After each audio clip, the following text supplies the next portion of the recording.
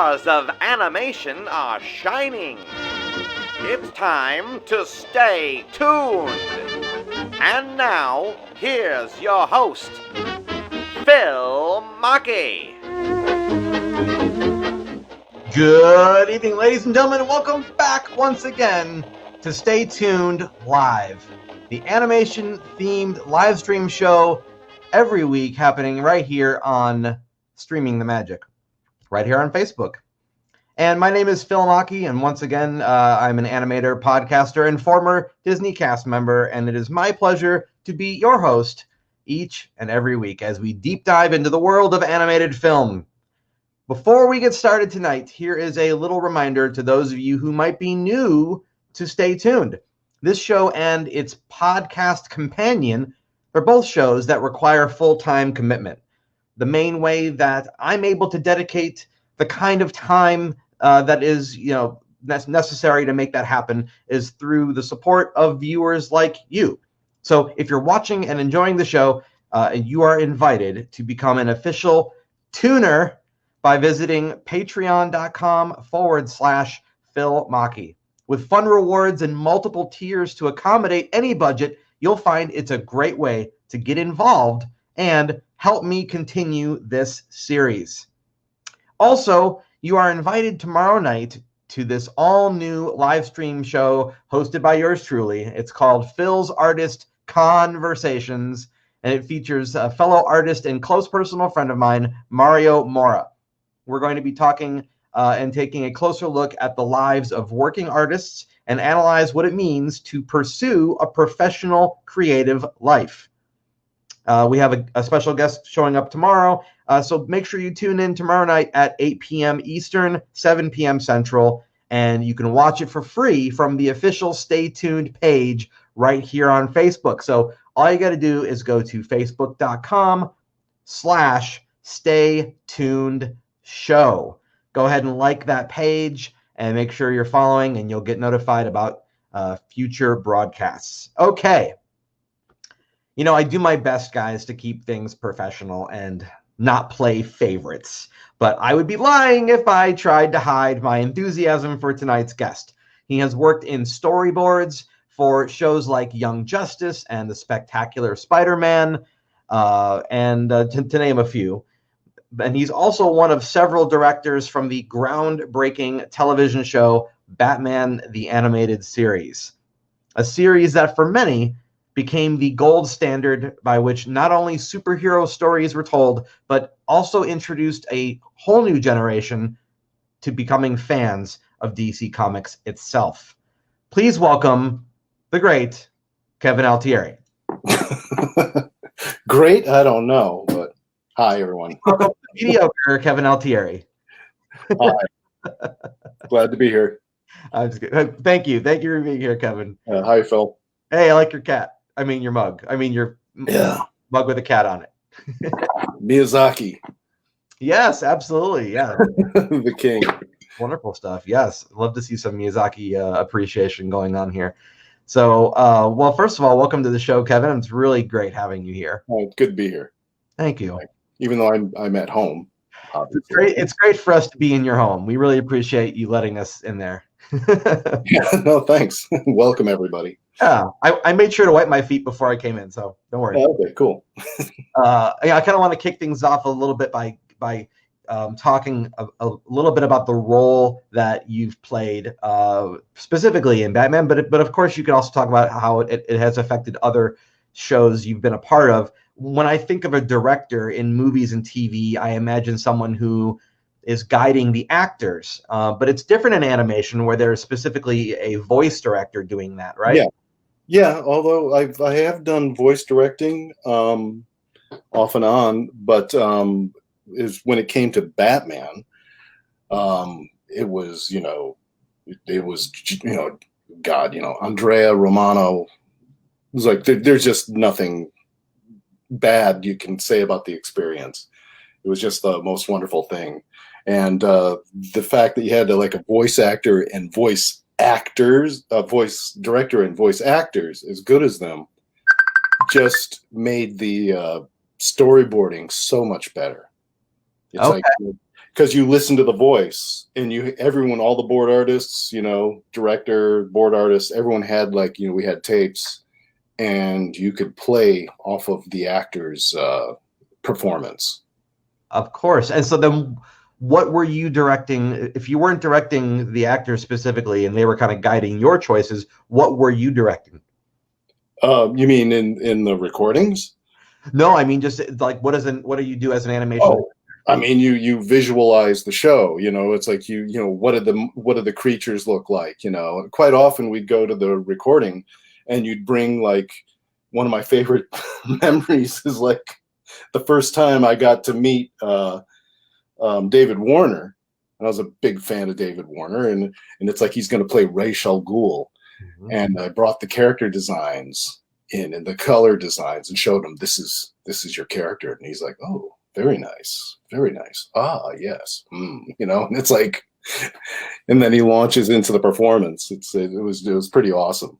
Oh, it's like an immediate gratification where you got design affecting performance, and then the performance going back and affecting the more design stuff. Yeah. But as a director in animation, what you're doing is, I mean, it's not true necessarily for everyone, but it's like, I'll talk about what I do and what I did at Deke in the 80s, which carries over into what we did at Warner Brothers. I don't hear that name very often.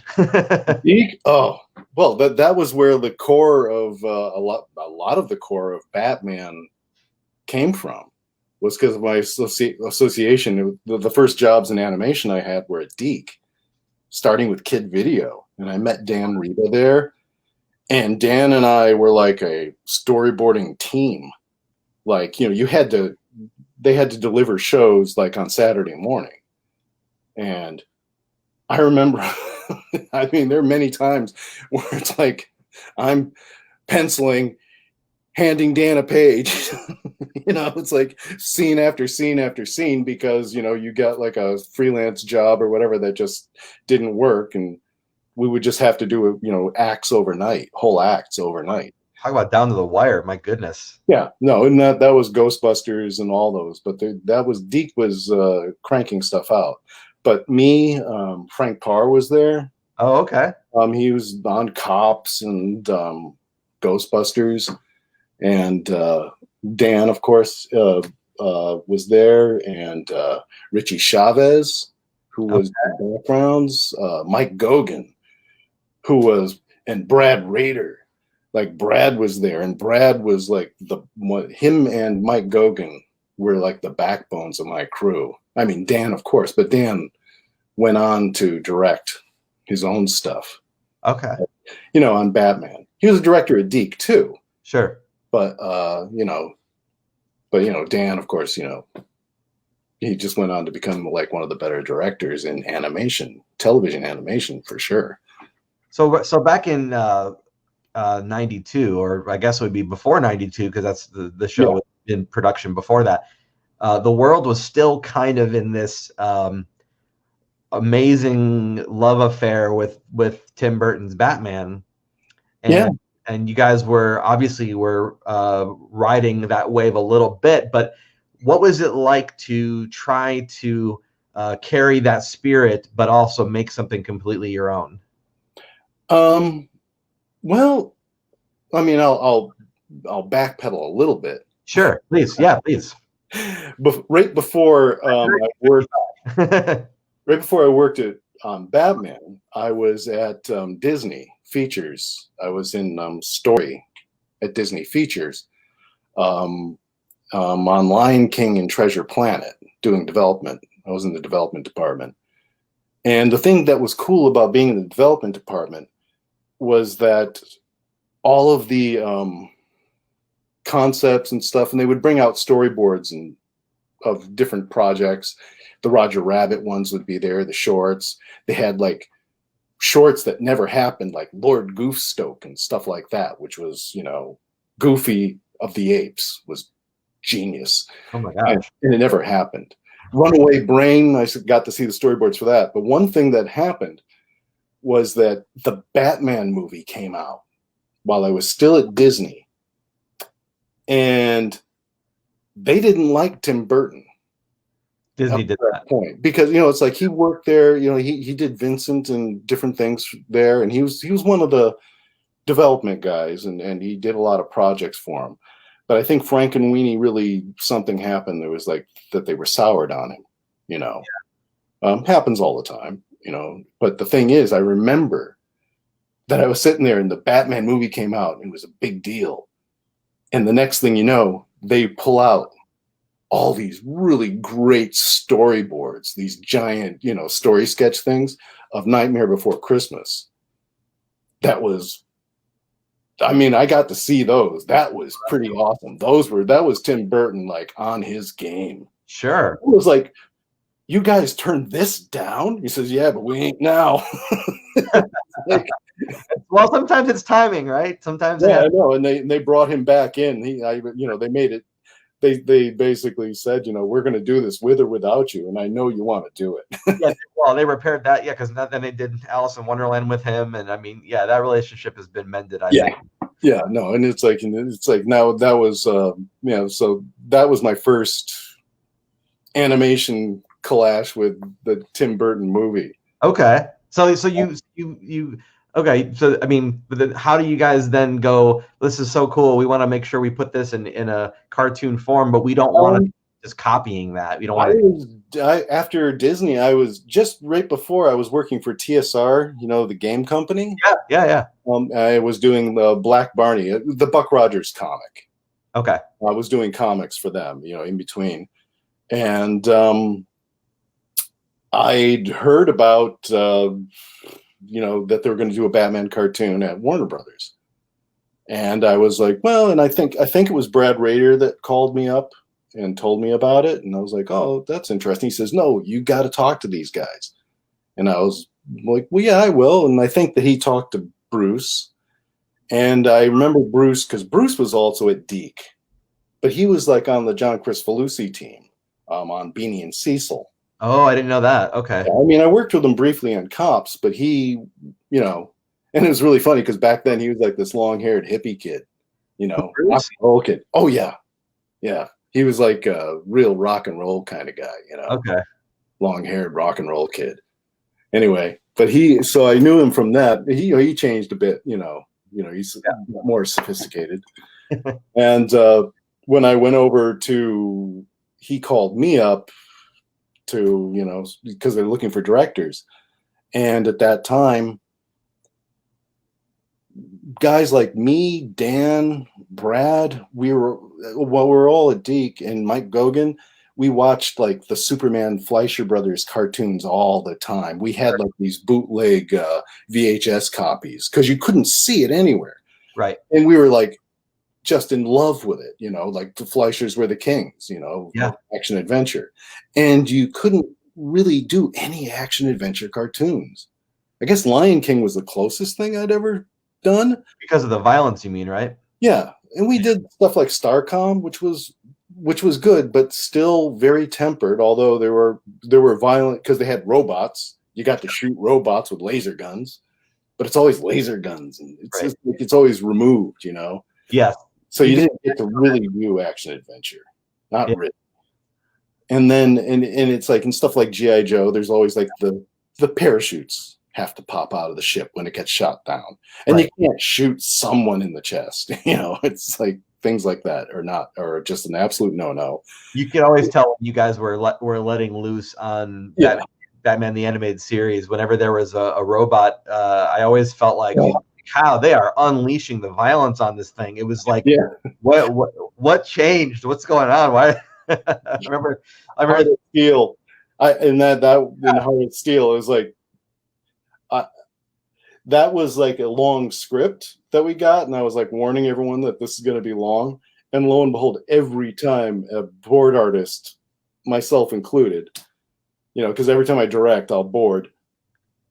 Every time you got like one of those sequences with a robot, it's like you just played it out. Yeah. And that thing came in so long. I'm glad you brought up that you directed and did the boards. Is it harder to pull double duty like that, or do you feel like it's easier because now you don't have to re-explain yourself to somebody else? Well, I'll probably get in trouble for this, but in animation, if you're not an artist, if you're not drawing, and you don't do storyboards, you shouldn't be a director. Okay. You know. Okay.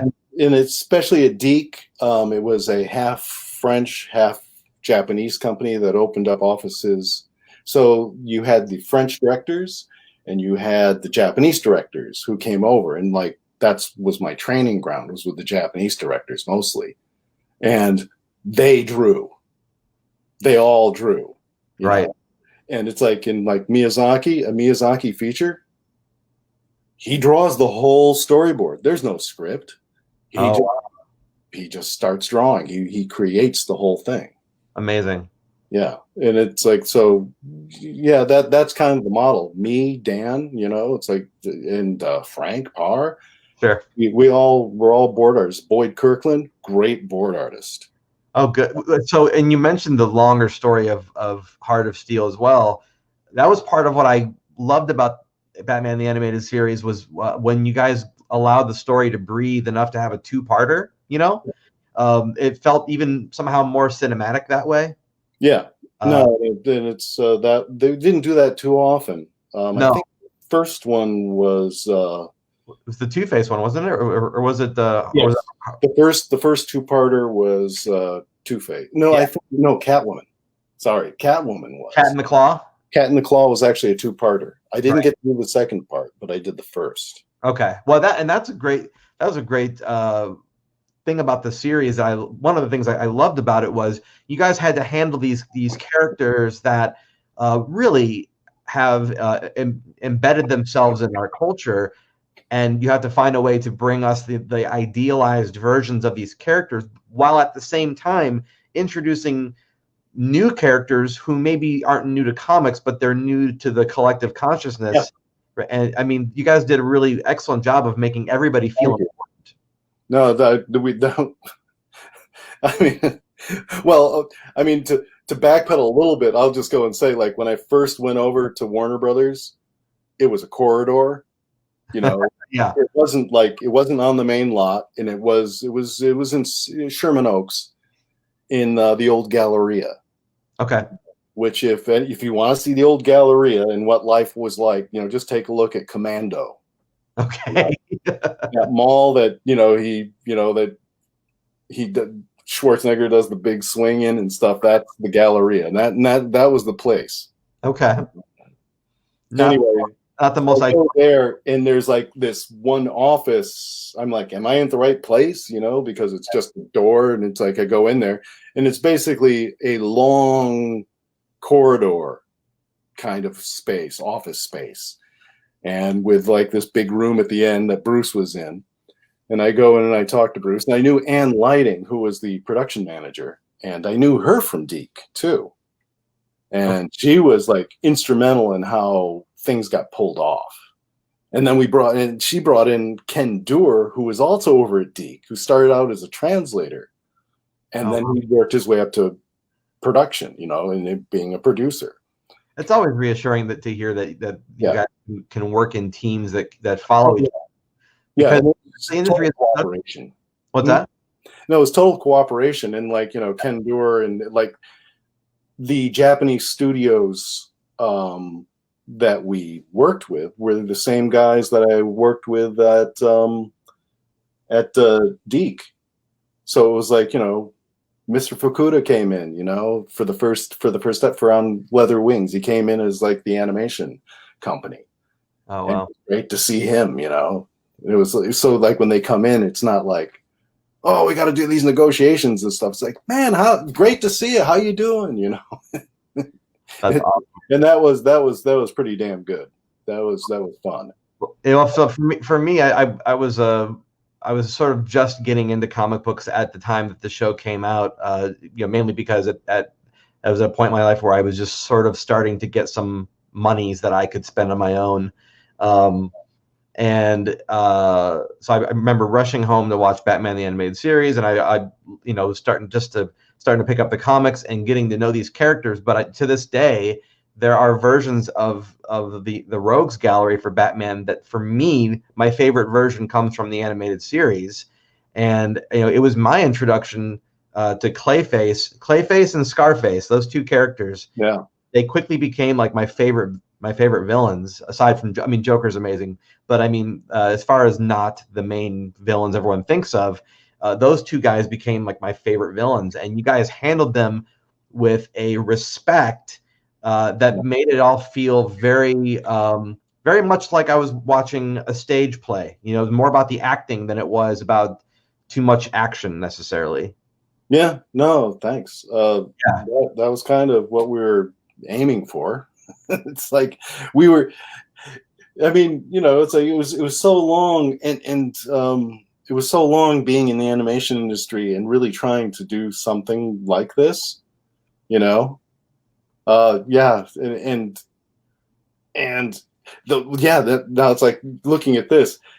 You know, one of the great things is like just trying to that. Jeez. Yeah. One of the great things was like just creating like Clayface's powers. Like, yeah.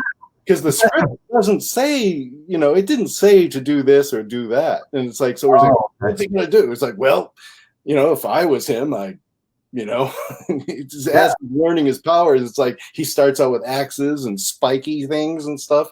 And then he really starts to evolve and actually really figure it out. So by the end of this episode, Feet of Clay Part 2, right? You know, well, a question that I often find myself asking, and I talk to other people about this too. It's very, very interesting. Is why animation for something? Why would you choose that medium for something? And I feel like Clayface is the embodiment of why animation for Batman. Yeah. No, and also the thing about doing animation is I've met people in the industry, but you know, the thing about, and especially on Batman, if you weren't passionately in love with doing this, with drawing, sure, because you know how much drawing is involved in a storyboard and just in design and storyboard and background. I do know. Yeah, it's like, oh my God, it's like, it's so much work. And then I could never fathom people that just come in and say, I got to draw that. Oh man, why? Jeez. You know, it's like, how come I got to do this? It's like, and you do run into it, but I'm just, you know, we would just, you know, me and Dan and, you know, and Mike Gogan, we just look at each other like, I don't know about this guy. It's like, what are you doing here if you're not totally into it? Right. It's just incredible, and I like thinking about how you guys, even the characters that weren't the most cinematically dramatic looking, like Clayface, even like Roland Daggett, you guys really brought a real I don't want to say respect, because respect is not the word you use for a villain, but I mean you respect their prowess. You know what I'm saying? Yeah. No. They have a, well, they're fleshed out real. They're real people. They're real people. And it's like, and pardon me, I was just looking at those things, and I was just like noticing how, like this scene right here where he punches the wall. Yeah. Right before this episode, which was brilliantly animated by TMS, not that one, but anyway, we got the animation, we got TMS, the animation studio. And I had just been called in because they said, look, we're doing much too complicated shows. You know, the budgets, you know, it's like the amount of money you're spending is like too much, you know, so we really have to simplify the animation down. And you got to figure out ways to really cut corners, you know, which you can do. You can do it many different ways. And it's like, okay, we'll think about that. And then I get this script and it's like Clayface. And I go into Alan Burnett and it's like, God, we can't do this. It's like, are you kidding me? It's like, you know, you just said we got to cut corners. It's like, I mean, this is like, who's going to animate this? It's like, are you kidding me? This is movie grade quality right here. To me, this is this rivals anything from the major studios. Yeah, but so the script in Alan Burnett, God bless him, he's like, look, you know, just pointed out, and it's like, I know the script's long. He says, just do what you do, and we'll figure it out. Sure. And so Alan Burnett, he's in charge of story, and Bruce, God bless him, and Eric, they let us really kind of restructure this script to fit it into the time. And it's like, because the powers that Clayface had, we had to invent. Right. You couldn't do what was in the script. It was just too much and too long. Sure. Like, for instance, I'll give you for instance what a storyboard artist does. Is the script said where Germs is in the room and Batman's punching the wall? And Alan Burnett, that's the only thing he insisted on. He's like, no, I want him punching that wall.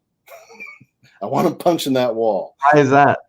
And I had to storyboard that myself because I couldn't give it to anyone else, because it's like, how are you going to make that work, Yeah. So I ended up doing that. And just as an example, the script then says the cop comes in.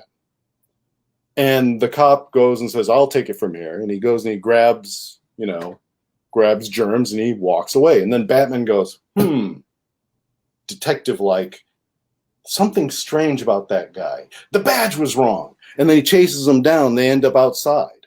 Sure. And I go, nah. He just goes, and then suddenly it's like, Terminator, whatever, Terminator 2. And it's like, bam, and just bashes him on the wall. Okay, now that cut out 3 pages. Oh, okay, gotcha. So that's one of those moments, kind of like Indiana Jones, where he's like, I'm just going to shoot this guy instead of having a big drawn-out fight with him. Yeah, and it's like, we did stuff like that. And okay. So I've always wondered what cutting the budget, what that equates to. Does it equate to somebody, not working as many hours? Is it cutting back on staffing? Like, what does that actually look like?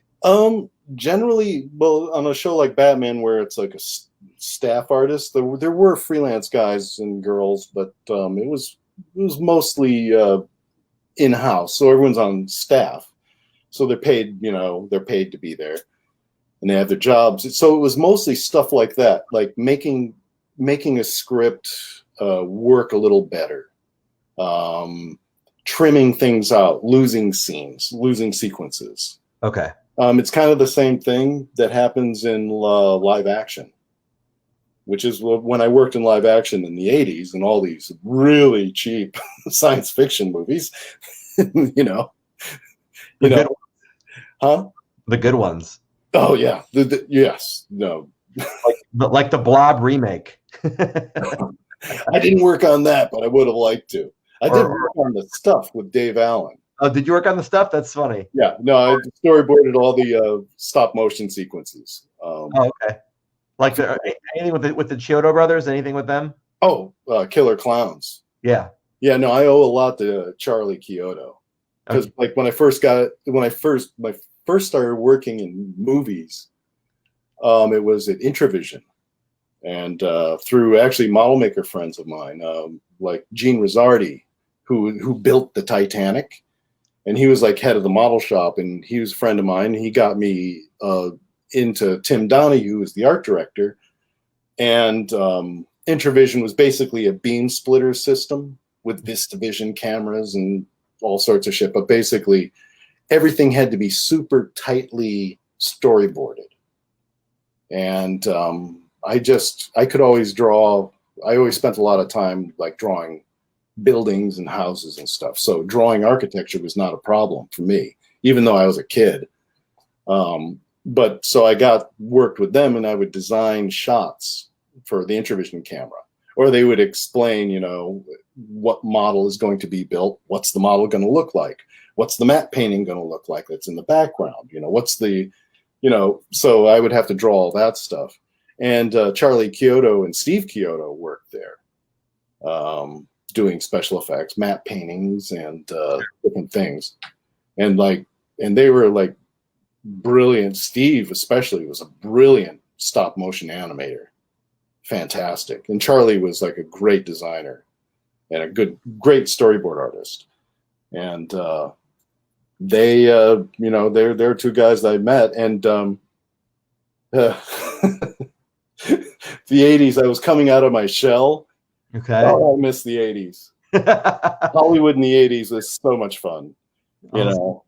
Yeah, Again, I was like a kid from, it's like I grew up in Connecticut and Maine, so I'm like this shy guy that just like Charlie Kyoto helped me come out of my shell. That's all I'll say.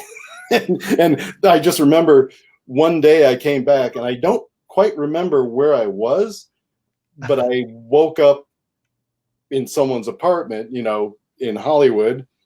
And I just remember I had a t-shirt and I couldn't find it. I found my shirt, and I had my pants on, thank God. And I walked over and I go over to the Kyotos. They used to be over on Vermont in Hollywood.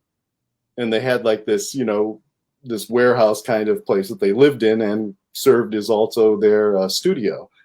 And I would go and, hang out with them quite a lot. And I just remember like I came walking across the street and Charlie comes outside and he looks at me. He just has a big grin on his face and he's just like, "You have arrived, kid." And that day he came in and they were explaining to me about killer clowns in outer space. Yeah. And just for free, Charlie and I were just doing concept storyboards. Oh, wow. I remember drawing stuff with like the clown going down the mountainside. That was that's a pure Charlie concept. I mean, Steve must have, because Steve was the director of that. But I just remember the one thing that I got to draw was the dumpster behind the restaurant, where the big clown comes over and just puts his butt inside the dumpster and leaves, and he like lays all these Easter eggs. Truly a unique movie of unparalleled dimension. Yeah, no, that was a lot of fun. The Killer Clowns from Outer Space is a great movie too. Oh yeah, oh yes. It's like just no budget at all, and man, what they pulled off is. Oh, I mean, they've proven that budgets are inflated at this point, to say the least. Yeah. I've wondered for years, with this well handling of the stories that your team did for Batman, why was it not thought, or maybe it was thought, and we just don't know about this on the consumer side? Why was it not thought to bring your amazing animation boarding and story team into live action and handle that part of DC films? I don't. I mean, see, I really don't know, but we were kind of on our own. Like we were in Sherman Oaks, right? Building, and even when they expanded and actually built a facility, it was still in the same location. And you had Tiny Toons and. Oh, but I mean nowadays, why wouldn't they be like, here we are, we're launching all these DC live action movies. Let's bring the guys who did the animated series on as the guys. I mean, it just seems like a no-brainer to me. They're not interested, I suppose. Yeah. That's all. I mean, it's just like they want to do what they want to do. Sure. And if you're a director of a feature film, and they said, and you had the last thing they want to hear when they go to a convention is like, why don't you hire the guys from Batman the Animated and do something really good? They don't want to hear that. They have their own ideas. I mean, I guess I get you, but at the same time, they want to have a success on their hands, and that to me would be a pretty clear way to make that happen. Yeah, I don't know. I really don't know. Yeah. Well, we're coming up on 30 years almost now since the show was launched. Not to date anybody, yeah, but the reason I'm bringing it up is because it really does say quite a lot that it's stood the test of time. What do you think, as a director, as a board artist, as an what do you think it takes to make something have that kind of staying power? Quality and I don't want to say content so much as just characters that you love, you know, and that are fully fleshed out. There's touches that I would do that, like, for me, it's like I really loved Bruce Wayne, the guy, I'd love to make him blush, because when he's Bruce Wayne, Yes. I don't know if people noticed. I mean, it's subtle. Yeah. But like when in Harley's Holiday, Yes. it's like one of my favorite things is where Veronica Vreeland is like, she's pulling up clothes and going like, "Who dresses you anyway, Alfred?" Yeah. And he's like, "Oh, it's like, and it makes them real characters and real people. Yes, they are drawings, but between the voice, like Kevin Conroy, actors like that, you really, they have a real relationship to all the other characters in the cast. And the dynamic of Bruce Wayne and Dick Grayson and Alfred is a great family dynamic. Yes. And it really, and the acting is like Ephraim Zimbalist Jr. is so good. Oh my God. And then it's like, I had to bring it up since you mentioned Harley. I had to pull rank to get Harley too, because Paul Dini came into my office one day and he says, "You remember in the 60s, Cesar Romero is the Joker?" And I'm like, yeah, Paul. And he's like, "Yeah, that was great." And he says, "Yeah, he always had a moll. There was always a girl in the gang." And I'm like, "You're right." And he says, I think he needs a girl."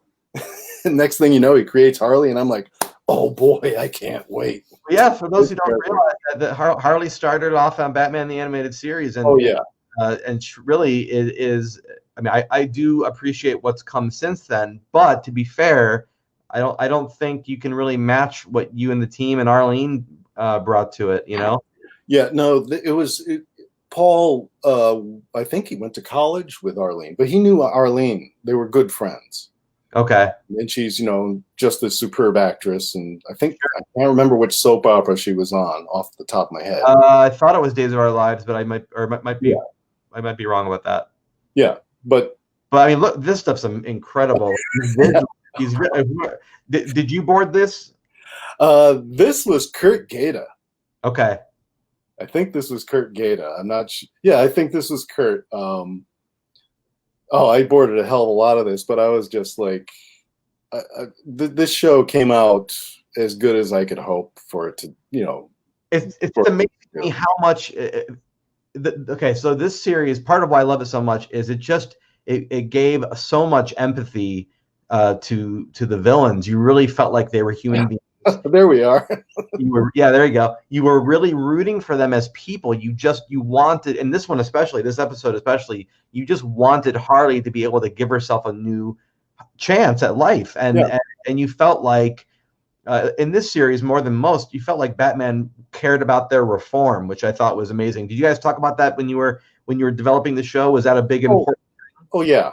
Yeah, no. It's like the board team, the artist, and it's like I was constantly walking in and talking to Paul about all that, and so it was really real teamwork, coming up with this stuff. Oh, the animation on this is like on the hyenas got it's amazing animation of anybody in this show. Yeah. In this episode, I love that joke too. The chin joke about that chin. Yeah, that's pretty great. Just Arlene's delivery. Yeah, like of the lines. It's like no, it's a fully fleshed out character that she and Paul invented, and so much humor in a show that was oftentimes riddled with just. Oh yeah, this coming up. Wait, I actually take credit for something. Okay. She pulls out this.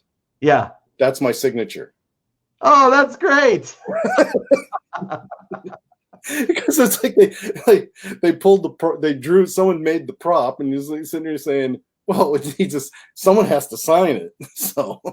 Well, that's cool, Kevin. I mean, you've been immortalized in a way that you probably didn't know was going to happen. No, I didn't.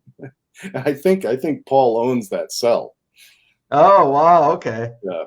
Yeah, and just so much humor and heart, a lot of heart. You really felt for all these characters. Oh yeah, even when bad things happen, you kind of wanted them to pull through. And another thing that's so cool is like, like Boxy Bennett. Yeah. Secondary character. Sure. No, he's a great character. Dick Miller. It's like, yeah. It's like watching him in like all the the Corman films, Harvey Korman, all the Corman movies. Sure. And it's like, and then there he is. Yeah. Well, that's a good point. You guys brought in some classically trained actors, and I don't know if you've noticed in any modern animations, whatever, since then, but a lot of times I feel like they're bringing people in who are just trying to sound older or authentic or gruff, and they don't have that quality already in them. And you guys brought the real deal in there. Yeah. No, and again, that's Andrea. She would. I mean, she would come up with concepts. What an ad! Oh, get rid of the ad. Sorry. Oh, good. So when you guys would she would Andrea would actually actually Shirley Walker with the music would do the same thing. Sure. Yeah. She would actually, before she would score and Andrea, before she would cast it, would go in and say, "So who do you see playing this?" Okay. Wow. Who do you see? And the weirdest thing was the Joker originally was Tim Curry. Yes, I've often wondered, where are those recordings? Do they exist somewhere? I have VHS tapes of the original recording. Yeah, we may have to have a conversation. I found it as like, I'm like here, like cleaning out my garage and stuff, and it's like, oh, what's this? Son of a bitch. I may need to see that at some point. Just saying. Yeah. But no, it's like in Tim Curry. Yeah. His approach was gravelly, which was great. Okay. And his approach to the laugh was varied. And one thing that do you think it would have worked with him as well? Oh, yeah, of course. It was given to him, and it's like Tim Curry is the Joker. Sure. No brainer. Brainer. And it's like his performance, like he would do, like he did the Last Laugh. Yeah. And it was like, it's great. Again, I get to meet Tim Curry. He's like, Frankenfurter, it's like, sure, yeah. Like, the guy is he's just a god, and his take on the Joker was gravelly, like, but then he would break. He was more of a split personality. Interesting. The performance, if I was going to categorize it, he would do like, oh, we wouldn't want our poor little rodent to suffocate, so we just gotta punch some air holes, right. Like, and he turns into a different guy. Yeah. And Mark Hamill just had a completely different take. So I think Andrea, like she after Tim Curry couldn't do it, we had all these tapes that she would send over of all these really great performances. Lots of people doing it, and then Bruce comes in. He says, "Hey, listen to this." And I'm like, "Oh my God, that's amazing!" And he's like, "Luke Skywalker." What? Get out of here! It's Luke Skywalker. Is there anybody else that you can tell me who auditioned that didn't get the job, but you were like, wow, that person came in to audition for this, for any of the parts, for not just Joker? Yeah, I don't know. It's like there's so many different people. Like, well, for instance, Ra's al Ghul, right? Andrea says, "Okay, who do you see?"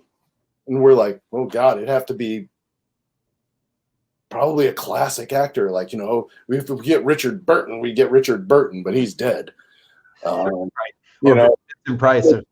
And we're going through actors, and we said Patrick Stewart would be great. Yeah, and it's like, and then I said, I was just listening to these books on tape, and Michael York, he has really varied range because he could play a lot of different characters, and it was the Colleen McCullough First Man in Rome books. I said, "Oh, Michael York." He says, "I can get Michael York. I think he's in town. I think he lives in town. So I'll check on that, And so we actually got Michael York for the Off Balance, which is Count Vertigo, and also the first appearance of Talia, and the first appearance of Ra's al Ghul in kind of a cameo at the end. Mm-hmm. So we were thinking of Michael York. And then Andrea said, how about David Warner? And I was like, that's even better. But what about Michael York? He can play Count Vertigo. You know? It worked really well. Yeah, and that worked out. Your show's version of Ra's was my introduction to the character, again, because I was sort of new to the superhero comic scene, and to this day, that's my favorite version of Ra's. Have you noticed though that since he's become more popularized due to films and TV, they're calling him Raz? Wrong. What can you Denny explain? O'Neil. What's happening? Denny O'Neil. It's like I talked to Denny O'Neil about it, you know. And he made it very clear. It's like first off, it's like Denny O'Neil would go to all the comic conventions, and would premiere Batman. That was kind of part of his job. He was one of the editors in chief, and so he would go to the comic conventions, and he became. I would meet with him at conventions and got to know him, and I just have to say, when I was 13, and I read, Neil Adams. The Neil Adams Batman, the Jim Aparo and Neil Adams Batman was my Batman, but mostly Neil Adams. Okay, cool. That was because I really liked Carmen Infantino, Jack Sparling. You know, I liked Batman, but when I was like a teenager, just a new teenager, you know, Neil Adams came along and Denny O'Neil, and that was my Batman, you know, and then there was the Ra's al Ghul episodes of the series. And when I read those, ending with the duel in the desert, you know, with this Batman stripped to the waist and the saber duel in the desert, that's just something that when I was a kid, I just went, I want to do that as a cartoon. Right. Well, and you I guys don't know why that one hit me. Like I'm like, no, I want to do a cartoon of that. And when I got when Bruce hired me, he actually said, you know, I actually said to him, and just promise me, please, just promise me. And I made Eric the same promise. And then Alan Burnett, when he showed up, the same promise. When Ra's al Ghul shows up, I'm doing Ra's al Ghul. Okay. Please. And they're like, okay, you got it. And I actually missed out on doing the sequel to Night of the Ninja because it was Demon's Quest showed up, and they got Denny O'Neil to do his own screenplay. Amazing. Of his own show, adaptation of his own thing. And I was like, everyone just get out of my way. See, you worked with Denny at that point, right? Yeah, but the same way you would work with any of the writers, but it's like once it's written, you know, Danny O'Neill's like, I think he was in New York at that time. But when the first part came out, I remember they were going to premiere it at WonderCon, the old WonderCon up in Oakland. And I used to go to the WonderCon all the time. It was the great convention. Downtown Oakland was like a lot of fun. Great convention. And I actually brought it up, and I screened it there. And it was like the first time an audience actually had seen the Demon's Quest. And, you know, everyone liked it. But the thing is, like, after it comes off, you know, Denny O'Neill's sitting there looking at it, and the lights come up, and he looks at me, and I'm like, oh shit, what? And then he looks at the audience, and he goes to the microphone, and he says, you know, it's really wonderful when you see something that you've created, you know, be realized as well as this is, you know, this, he says, Kevin, thank you. You know, this is great. And I'm like, oh, it's like, I'm a happy man. Wow, that's amazing. Yeah, no, it's like the doing the Demon's Quest was really important to me, you know, to try and get that right. It's like, and And yes, and Denny was the guy. You know, we asked him, "How do you pronounce it?" And he says, "Raish Al Ghul." It's Raish, Raz. That doesn't even sound right. Doesn't even sound right. Yeah. When you're boarding anything, we can go beyond the Batman the Animated Series. Just in terms of boarding, your approach to boarding. I'm just going to shift a little bit gears there. Yeah. Okay. What do you? I mean, obviously boards are not moving; they are still moments. So, what are you looking for that you're like, that's it, that's the angle, or that's the shot? You gotta live in the head of the character that you're doing. I mean, for me, it's like you gotta kind of create something in your mind that you want to see, and generally what you want to see is what the audience wants to see. You know, you have to have confidence in that, and you construct sequences from. I mean, the way I do it is like I kind of like walk into it in my mind. I'm the audience. This is what's going to happen. This is what they're going to see, and you have to have the ability to extrapolate what it's going to end up looking like. You know, panel by panel, and you got to you got to be in the head of the character that you're drawing, and you have to be immersed in the atmosphere, if that makes sense. Sure. Of where it is. You know, it's like doing Scooby-Doo is different than doing Batman, but is it really? No, it's a different thing. It's a different thing. But it's like I love Shaggy and Scooby and Daphne and Velma and Fred as much as, you know, Batman and Dick Grayson, and you know, it's all the same thing. But you kind of live in the moment, and it comes out of you, and you draw as you're drawing, you're thinking about constructing the sequence and what the audience is going to see. What's the hardest type of scene to approach as a boarder? Is it dialogue? Is it action? It depends. It just totally depends. It's like sometimes you struggle to come up with something that's new and different, and that people want to see, you know, and you go and you look at stuff and it's like, you know, oh, this is just like that other thing that I did, and I don't like that, because you're also limited, because what you draw has to be drawn by a layout artist, and has to be drawn by an animator, and has to be drawn by a background artist. You know, so you're drawing the backgrounds, you know, so you have to be a master of perspective and architecture or in furniture, all these things that you don't necessarily want to draw, but if you're going to do a storyboard, that's what you have to do.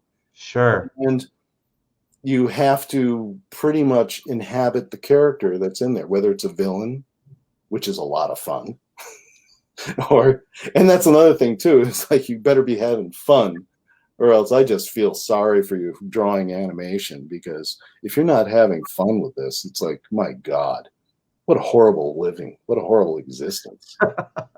You know, that's the one thing, is like, you may get ripped off, you know, different times or anything, but the plain facts are, it's like, if you love making these characters come alive, then, you know, fame and fortune or whatever that, you know, people think they're going to get doesn't matter, because it's like, oh, there's Daphne putting her feet on the Mystery Machine's dashboard. I drew that, you know.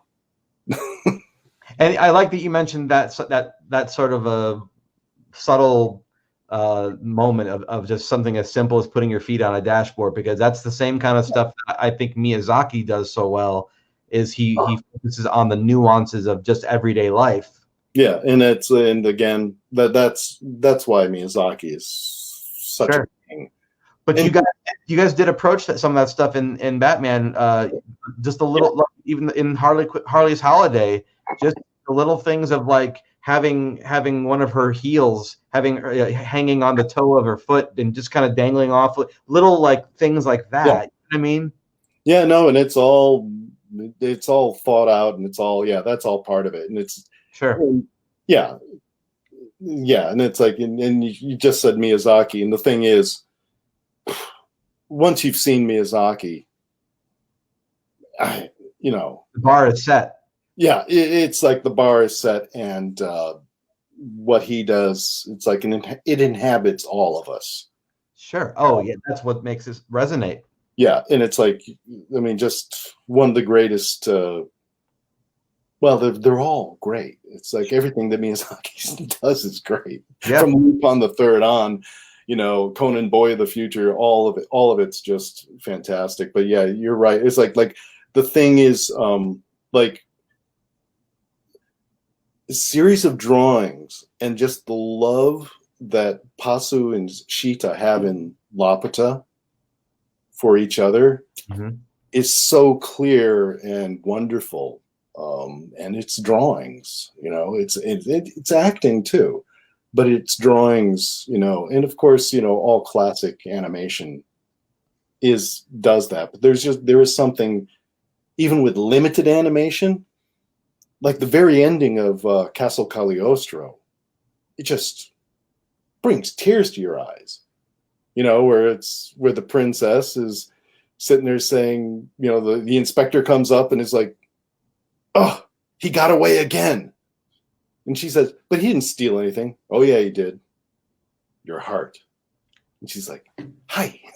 It's like, well, for what it's worth, you guys did that. You guys did that stuff for me. There were moments in the animated series where Bruce confronts his father's memory, and yeah.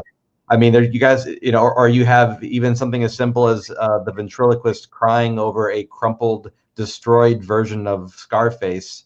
Yeah. And you just feel so much. I mean, obviously the voice has a lot to do with it, but the choices of the boards, the angles, the music, all of it comes into play. So thank you for bringing that to so many fans out there. No, thanks. It's really good to hear. It's like, yeah, it's like it's like you just sit there and you kind of try and live in the moment. Yeah. And and I'll say this, just when you're talking about doing storyboards and being in the moment, probably one of the fastest storyboards I've ever done was the ending of Two-Face Part 1, where the bandages come off. Yeah. And he runs out into the hallway. And just as Grace is showing up with flowers, that it's like I just drew it, like it just came in my mind, from the circling camera work and the lightning storm and rain. I mean, it's right out of classic 1950s horror, honestly, is what it is. That is. It's like, that's what we're doing. Yeah. It's like we're all watching, like me, Brad and Dan and Mike, and Mark Wallace, we'd just be sitting there just watching, like God, yeah, it's just like Orson Welles, like Touch of Evil was a big one that we would watch just for atmosphere and just like for feeling and camera work and just how do you get this across?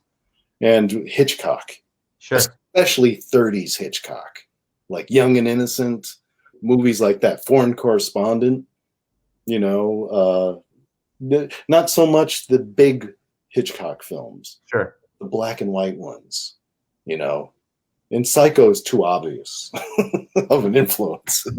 Yeah. I won't even, I just did, but it's like, we're not going to mention Psycho because it's just too obvious. Before I let you go, Kevin, what are you working on now that people can look forward to, or if there's anything you can tell us, what sort of things can we, where can we see you next, I should say?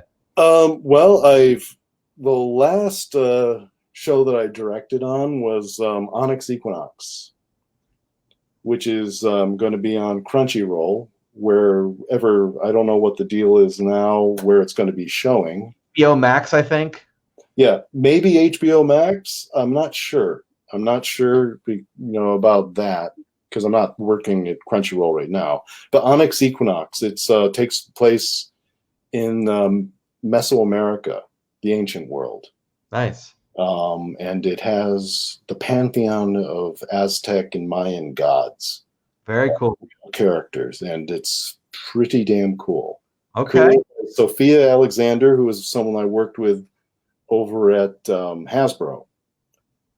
She was she started out as a trainee, not a trainee, but a storyboard revisionist. She was a very good board artist to start. And she, she's working on my team, and she became like a very good board artist who went on, and then like, lo and behold, a couple of years later, she sold her show, which is Onyx Equinox, and it's really pretty cool. Well, that was something that I loved doing, is like the ancient world was really, really fun to draw. Not very tapped into, so that sounds pretty interesting, and I look forward to seeing it. Yeah, me too. Thank you, Kevin, for doing this, and hopefully we'll be able to talk again in the future. Yeah, anytime. All right, bye. See you guys later. All right, well, we are at the end of another episode. Thank you guys so much for being here. I do want to let you know, for those of you keeping score, there are 2 weeks left in this series of shows. So I've got the rest of August. We got the 24th and the 31st, if I'm not saying that wrong. That's correct. And then Stay Tuned Live will go away for a little while. The podcast version of this show will come back, and that'll be here for a third season. If you haven't heard the podcast yet, there are 2 seasons you can go check out. It's like 30 episodes. So just look up Stay Tuned in your favorite podcast app, or go to anchor.fm/Phil Machi, and you can check out all of those episodes. Alrighty, I want to once again thank my special guest, Kevin Altieri, for taking the time to discuss one of the most powerful and influential cartoons of all time. And thank you so much to all of my Stay Tuned patrons, guys. Your support continually encourages me each and every month and helps me make it possible to keep doing what I do as an independent creator. So if you enjoy these free weekly shows and you'd like to support them directly, go to patreon.com/Phil Machi, and you can learn all about the various reward tiers and sign up today.